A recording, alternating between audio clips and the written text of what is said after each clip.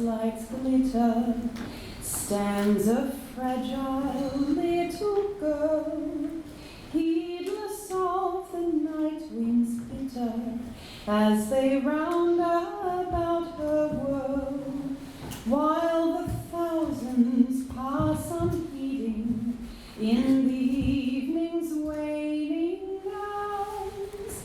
Still she cries with tearful pleading, won't you buy my pretty flowers? There are many sad and weary in this pleasant world of ours, crying in the night winds bitter, won't you buy my pretty flowers? Ever coming, ever going, men and women hurry by, heedless of the teardrops gleaming in her sad and wistful eyes, while she stands there sadly sighing in the cold and dreary hours. Listen to her sweet voice crying, won't you buy my pretty flowers? There are many sad and weary in this pleasant world of ours, crying in the night winds bitter, won't you buy my pretty flowers? Not a loving word to cheer her from the passers-by is heard, not a friend to linger near her with a heart by pity stirred. On they rush, the selfish thousands, seeking pleasure's pleasant bounds, none to hear with sad compassion, won't you buy my pretty flowers? There are many sad and weary in this pleasant world of ours, crying in the night winds bitter, won't you buy my pretty flowers?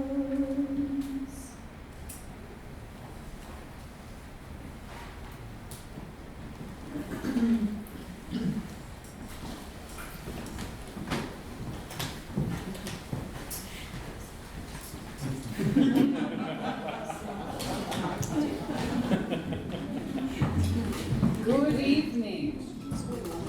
My name is Georgia Pike, and I will be guiding you through tonight's creative and exploratory journey. The Magic Lantern was many different things at many different times. It would make you laugh, it would make you cry, and it would make you sing. It would make you think, or it would make you imagine. It sought to change your mind, and it wanted your money. There are hundreds of thousands of Magic Lantern slides scattered in collections across Australia. For every slide, there was at least one intended audience, sitting together in the dark, just like you are. Tonight is an experiment. We are going to show you some historical dissolving view slides to see if we can't feel, even if fleetingly, something like the feelings that were felt then. You will be playing a role too, cast as a participatory and expectant audience of the late 19th century. Magic Lantern audiences were never homogenous, and Magic Lantern shows were similarly very diverse. Our show tonight will be no different. We are a team of researchers interested in many different things: the labour movements of the 19th century, the impact of missions upon Indigenous Australians, human rights issues, and expeditionary stories. We are also musicians and artists interested in how the materiality and the intangibility of the Magic Lantern can be made to speak again. Our show is a set of short experiments. Artists from the ANU have experimented with producing new slides, meeting the obdurate materiality of glass head-on. The projections you will see are their first tentative steps in a longer project. The ANU musicians tonight have had more experience rethinking that essential of all good lantern shows, music.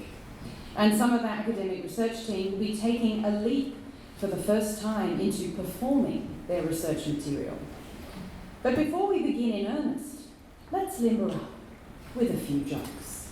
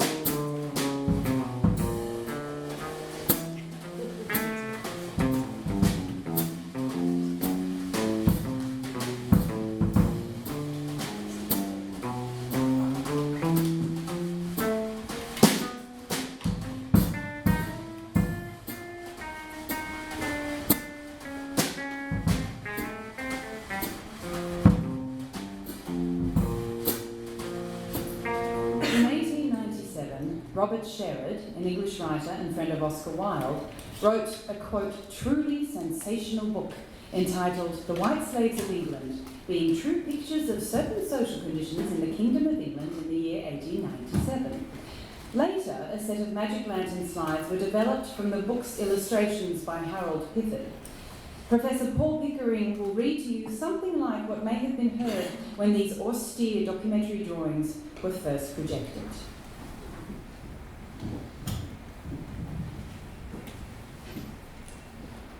The foul gases which belch forth night and day from the many factories rot the clothes, the teeth, and in the end the bodies of the workers, have killed every tree and every blade of grass for miles around. Trees cannot live here, but men must and do. I asked one man whom I met in one of the factories, "What are you manufacturing there?" "Skeletons," he said. "And I, you see, am only half done."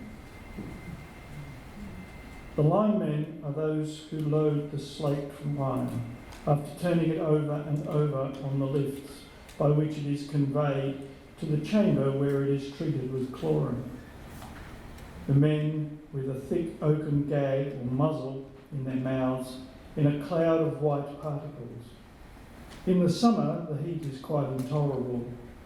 When they have done their work, they wash themselves with oil or tallow and dry themselves on wisps of brown paper. This is all the toilet that they know. The use of water would flay them alive. But Roger is their best joke, because Roger is their worst enemy. Roger is chlorine gas, which, pumped onto slaked lime, transforms this into bleaching powder. Roger is a green gas and is so poisonous that the men who pack the bleaching powder into barrels in which it is exported work with goggles on their eyes and 20 thicknesses of flannel over their mouths, these muzzles being tightly secured by stout cords. They can pack but a few minutes at a time. A feed of this gas kills its man in an hour. Numerous are the stories of men boiled to death in the steaming caustic pots. A mere walk through the yard is dangerous, for the tanks leak here and there, and the corrosive fluids drop and drop. One hears of a man who was slowly eaten to death in a vitriol tank into which he had fallen, and in which he was caught at last. A priest tried to reach him to anoint him, but failed. Hundreds, powerless to help, were looking on. He joked at them between his screams. Were they all out on strike to be idling there? In the one downstairs room of a house in one of the lowest neighbourhoods of Leeds, I found an old slipper maker at his tea.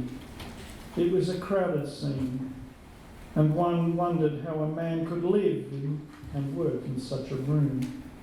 Here this man had worked for 30 years and never less than 14 hours a day. Many a week, he said, I have to work on Sundays also.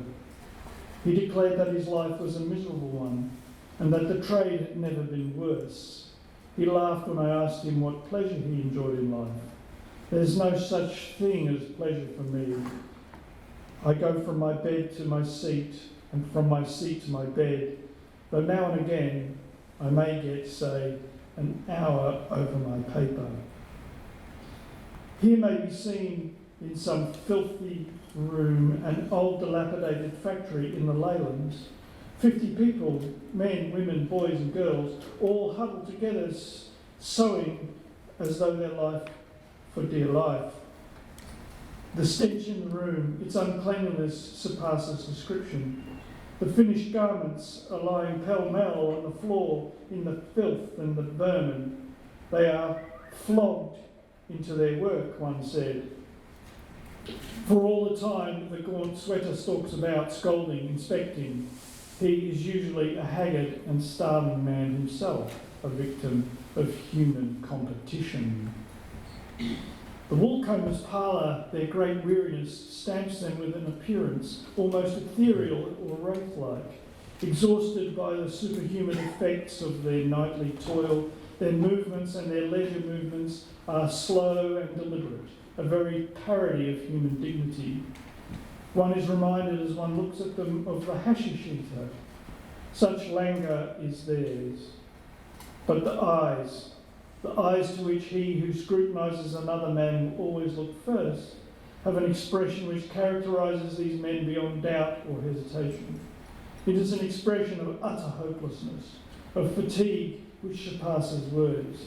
It tells of shattered nerves, of depleted veins. It is a terrible look to be seen on this side of the sticks.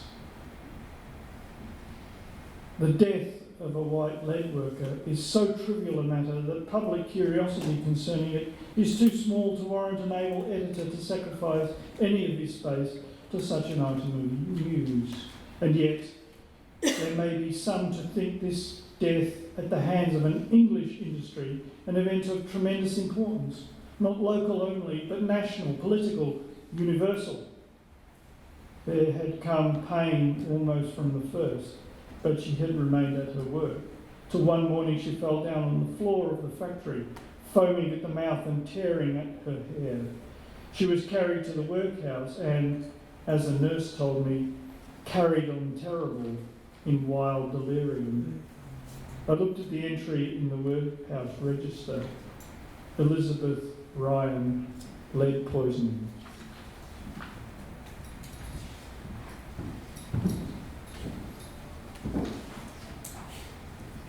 Thank you, Paul. Let us begin our contemporary experimentation with two new photographic slides made recently by ANU artist Anna Rorpak.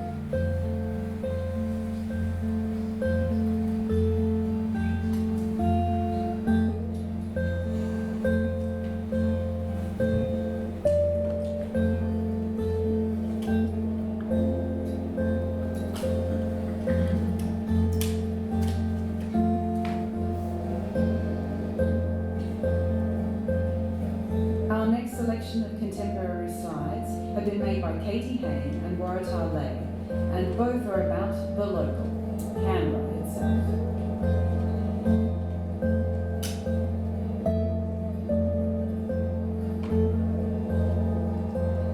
Waratah's dissolving views are a projected meditation on the special light of Canberra.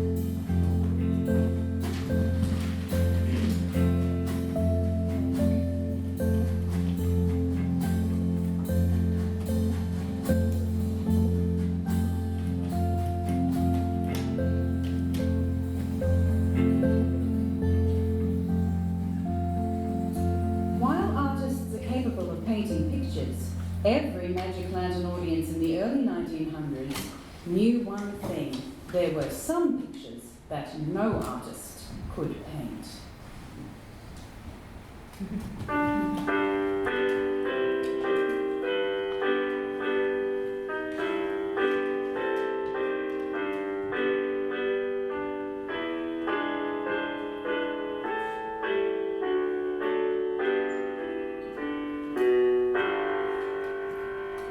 A quaint New England homestead where a grey-haired couple dwell, their heads bowed down with sorrow for the one they loved so well. She wandered from her happy home to go no one knew where. 'Twas in a fit of anger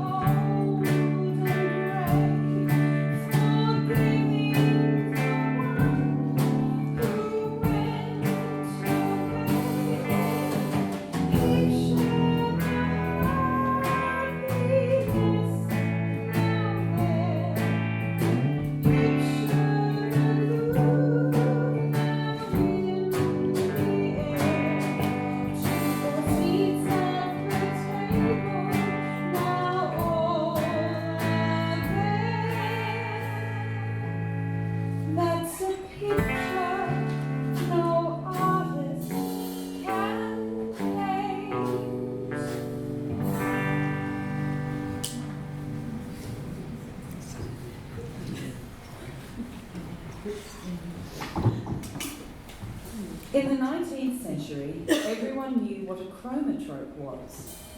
One Australian remembered it this way: I'm sitting on my mother's knee somewhere in some hall, and I see this thing gradually overflowing over the screen, right over us. And I was afraid it was going to engulf us. I was really scared. Some of our artists have been exploring the use of the chromatrope's clockwork mechanism. For instance, this is a new chromatrope made by the award-winning Ursula Frederick called TV Dinner.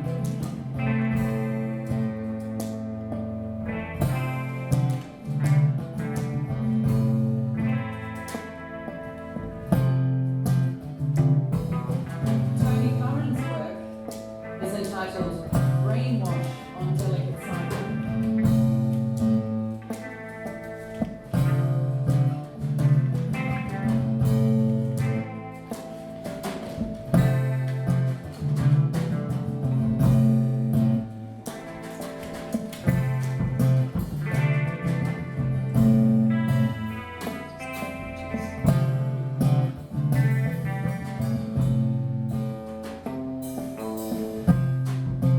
As well as scaring small children, the clockwork mechanism also manifested the harmonious movement of the planets.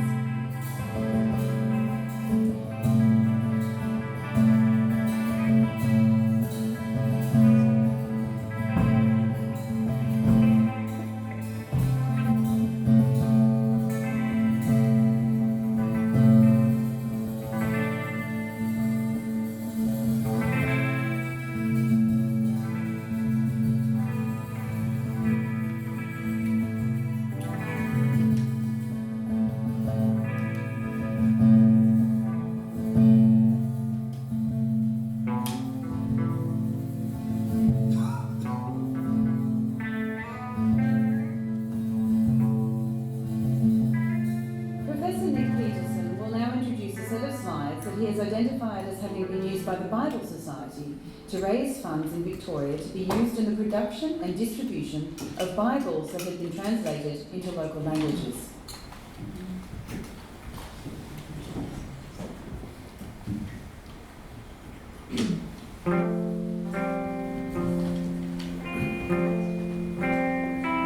A striking feature of these slides is that they were still being used as late as 1948-9, at which point film started to take over.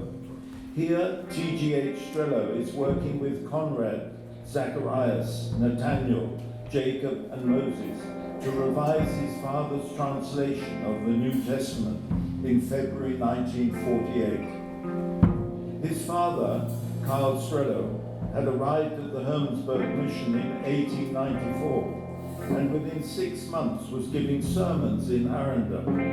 His translations of the New Testament were published by the Bible Society in 1928 and the revised version in 1956. Many people were literate in Aranda and English. This is a gathering for confirmation. The Bible Society first published portions of the Bible in an Aboriginal language in 1864 in Narranyeri. Here the Reverend J.D. Love is working on translating St. Mark's Gospel into a Kimberley language, Warora, with Ninjimundum, Virunga and Wundunoi between 1927 and 1929.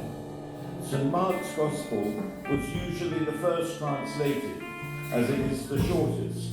The translation was published in an edition of 1000 in 1930. Here the Reverend Len Harris is completing the translation of St. Mark's Gospel into Nungabuyu in 1945 with 2 female collaborators, Biddy Gainge and Grace Yimambi. Like the previous slide, this one of Grace Yimambi is incorrectly labelled as taken at Owen Pelly, a reminder that simply because there is written identification on the mount, that is not necessarily correct. However, this error is understandable because there was another unrelated Harris at Owen-Pelly who had translated a gospel into Gunwingu, which the Bible Society had published in 1942. This image was actually taken at Owen-Pelly. The Bishop of Carpentaria made an annual visit during which confirmations would take place. This group of slides was made to raise funds for the Bible Society. Teams from the Society's head offices presented missionary lectures to Sunday congregations, auxiliaries, clubs, guilds and schools. The slides therefore emphasize the useful work encouraged by the mission, here the making of clothing. The lecture teams were highly effective fundraisers. In Victoria in 1948, for instance, they raised £13,355. A substantial portion of this money was sent to the parent body in London. The rest was spent on printing and distribution of Bibles, organising exhibitions, missionary slide lectures, and often pageants in which children dressed up in the costumes of the worlds where the Bible Society worked. It is just possible that this slide was taken at the pageant held by the Glen Huntly and Ormond branches of the Bible Society in 1947, at which it is mentioned there was an Aboriginal contingent. The Bible Society also distributed Bibles in settled Australia, but in English. Generally speaking, it was the policy of the Society to get people to pay for the Bibles, because it was believed that what is bought will be cherished and read. But for Aboriginal people and groups in Papua New Guinea, they were supplied free. In contrast with the dominant imagery that emerged with fundraising by NGOs within the discourse of development after the war, which relied on compassion, showing poverty, people as victims of famine, war, or natural disasters, all the Bible Society images show the positive benefits of missionary work. The last 4 slides relate to the work of the Methodist Overseas Mission, which included activity in Arnhem Land. Given the date on these slide mounts of 1942, I think that at least some of the children shown here at Oxford, on the south coast of New South Wales, come from Croker Island. As the threat of war engulfing northern Australia seemed imminent, the children of mixed descent living on Croker Island walked across Arnhem Land to Pine Creek, where they were bused south to Oxford. Many of these children went on to have successful lives, and one of them indeed ended up at ANU running the Jabal Centre.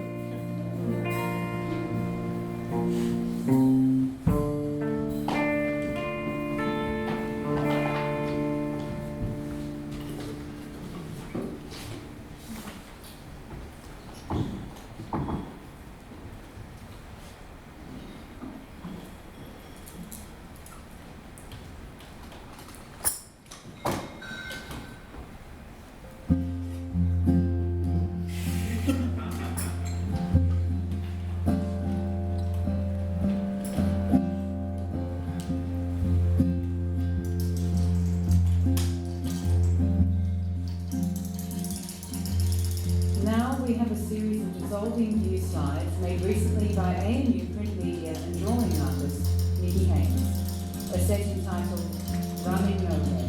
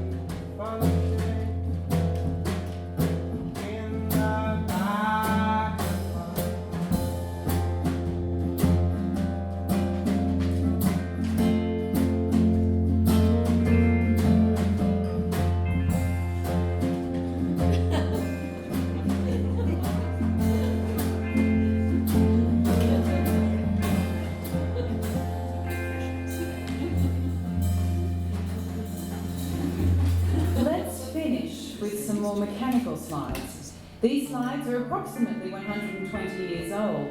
Their theme, however, takes us back 320 years to the Phantasmagoria.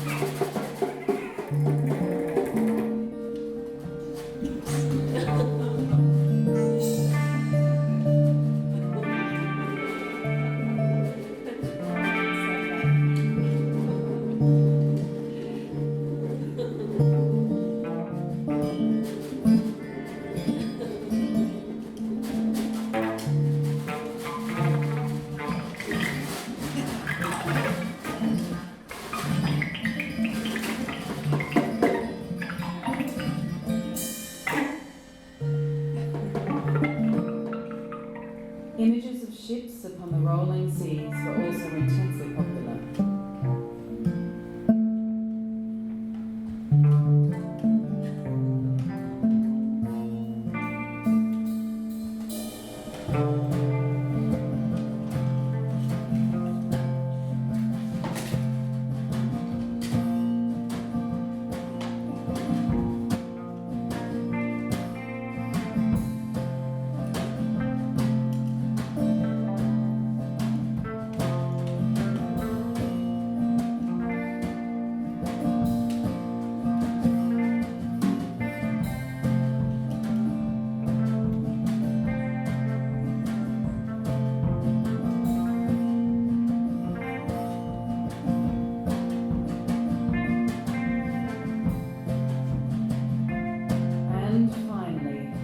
Popular slide of the 19th century, and the one you've all been waiting for, man-eating rats. Now comes your opportunity. Now comes your opportunity to truly play your part as a 19th century participatory audience. We need to divide the audience into two, ladies and gentlemen. The half of the audience closest to me, you are required to make loud snoring sounds. Can we just get a little test, please? Loud snoring sounds, please. Oh, very good, very nice. All right, now cease for a moment. The side of the audience furthest from me, you need to make a loud eating noise every time he eats one, all right? So every time he eats a rat, you have to make the gobbling sounds. Are we ready? So can we have the snoring, and the gobble. Okay, snoring. And be ready, gobblers. It's coming. And gobble.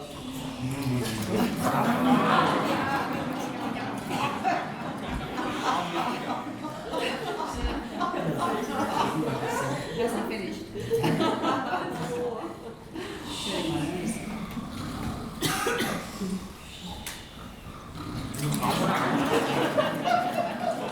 I think you deserve a round of applause for that. Very well done.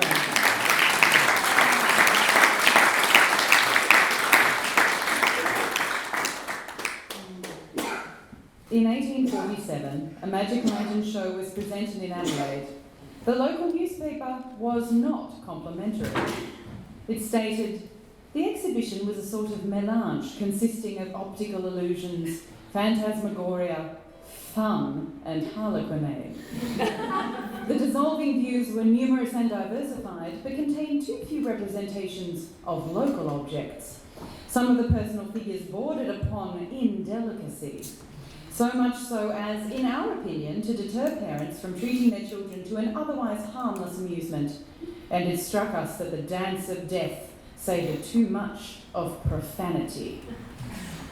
In contrast to this rather mortifying review of 1847, we hope that the experimental melange prepared for you tonight, exploring both the past and the future of the lantern in Australia, has met with your approval. Thank you and good night.